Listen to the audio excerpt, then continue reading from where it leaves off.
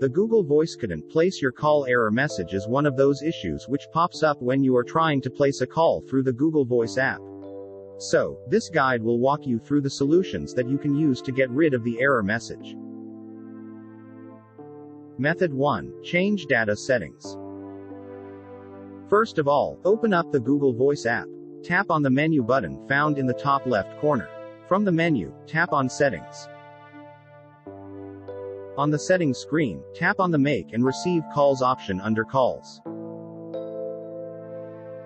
There, choose the Prefer Wi-Fi and Mobile Data option. See if that resolves the issue. Method 2. Clear Google Voice app cache. As it turns out, every app uses temporary files that are saved when you open up the app for the first time. They're basically used for storing general app settings. In some cases, certain issues can arise when you are dealing with damaged cache files. A quick and easy fix here is to simply clear the cache. This is totally harmless and you won't lose any of your data. The cache files are generated automatically when you open up the app the next time. Method 3. Update Google Voice app. Running an outdated version of an app is never a good idea.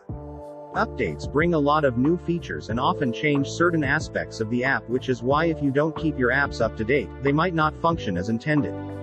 This also includes bug fixes that contribute to making sure your app runs without any issues. Therefore, if you haven't updated the Google Voice app in a while, there is a good chance that the issue is being caused by outdated files, and all you need to do is simply update the app. This has reportedly worked for several users who were running an outdated version and were back on track the moment they installed the latest updates available. So go ahead and check for any updates to the Google Voice app from your respective store to make sure that you are not running on an older version. If there is an update available, install it and then see if the issue persists.